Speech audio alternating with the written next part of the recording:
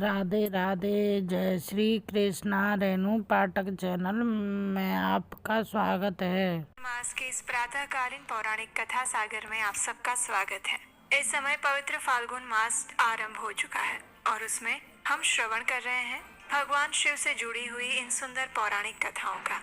तो चलिए आज की कथा यात्रा को आगे बढ़ाते हैं और सुनते हैं आज की फाल्गुन मास की कथा। आइए आज की कथा आरंभ करते हैं। इस समय इस कथा श्रृंखला में हम समुद्र मंथन की पौराणिक कथा का श्रवण कर रहे हैं, जिसमें आगे लोमश ऋषि कहते हैं, तत्पश्चात भगवान विष्णु के पास मंदराचल को मथानी और वासु की नाग को रस्सी बनाकर सभी देवताओं ने पुनः समुद्र मंथन आरंभ किया और तब समुद्र से देव कार्य की सिद्धि के लिए अमृतमयी कलाओं से परिपूर्ण ऐसे चंद्र देव प्रकट होते हैं। संपूर्ण देवता, असुर और दानवों ने भगवान चंद्रदेव को प्रणाम किया और अपने गर्ग आचार्य जी से अपने अपने चंद्र बल की यथार्थ रूप से जिज्ञासा की। उस समय गर्ग आचार्य जी ने देवताओं से कहा, हे देवतागण, इस समय आप सभी लोगों का बल ठीक है। आप सभी उत्तम ग्रह केंद्र स्थान में यानी कि लग्न में, चतुर्थ स्थान में, सप्तम स्थान में और दशम स्थान में है। चंद्रमा से गुरु का योग हुआ है। बुध, सूर्य, शुक्र, शनि और मंगल भी चंद्रमा से संयुक्त हुए हैं। इसलिए तुम्हारे कार्य की सिद्धि के लिए इस समय चंद्र बल बहुत ही उत्तम है। ये गोमंत नामक मुहूर्त है जो विजय प्रदान करने वाला होता है। महात्मा गर्ग मुनि से इस प्रकार आश्वासन मिलने पर महाबली देवतागण गर्जना करते हुए बड़े वेग से समुद्र मंथन करने लगे।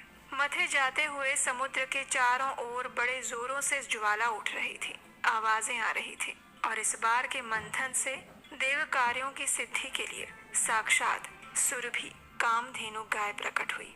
उन्हें काले, श्वेत, पीले, हरे और लाल रंग की सैकड़ों गायें घेरे हुई थी। उस समय ऋषियों ने बड़े हर्ष में आकर देवताओं और दैत्यों से कामधेनु के लिए याचना की और उनसे कहा, आप सभी लोग मिलकर भिन्न भिन्न गोत्र वाले ब्राह्मणों को कामधेनु सहित इन सभी गायों का दान अवश्य कीजिए। ऋषियों द्वारा याचना की जाने पर देवताओं और दैत्यों ने भगवान शंकर की प्रसन्नता के लिए वे सभी गायें दान कर दी और यज्ञ कर्मों में भली भांति मन को लगाने वाले उन परम मंगलमय महात्मा ऋषियों ने उन गायों का दान स्वीकार किया। तत्पश्चात सब लोग बड़े जोश में आकर क्षीर सागर को मथने लगे और तब समुद्र से कल्प वृक्ष, पारिजात, जूत और संतान ये 4 दिव्य वृक्ष प्रकट हुए। उन सबको एकत्र रखकर देवताओं ने पुनः बड़े वेग से समुद्र मंथन आरंभ किया।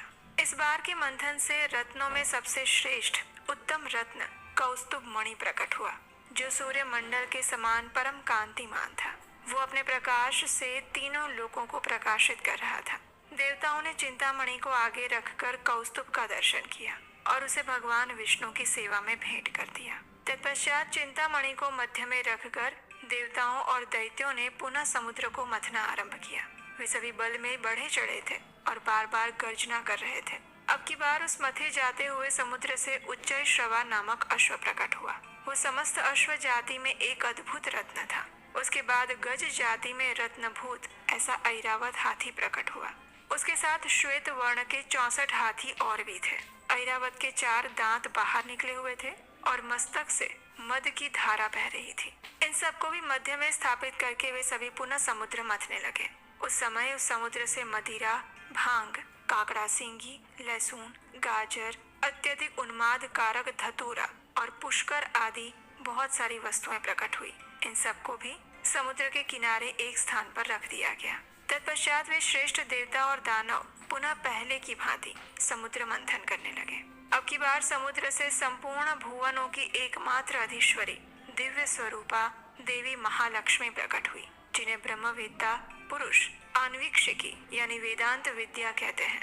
इन्हीं को दूसरे लोग मूल विद्या कहकर पुकारते हैं। कुछ सामर्थ्यशाली महात्मा इन्हीं को वाणी और ब्रह्म विद्या भी कहते हैं। कोई कोई इन्हीं को रिद्धि, सिद्धि, आज्ञा और आशा नाम देते हैं। कुछ योगी पुरुष उन्हीं को वैष्णवी कहते हैं। सदा उद्यम में लगे रहने वाले माया के अनुयायी इन्हीं को माया के रूप में जानते हैं, जो अनेक प्रकार के सिद्धांतों को जानने वाले और ज्ञान शक्ति से संपन्न हैं। वे इन्हीं को भगवान की योग माया कहते हैं।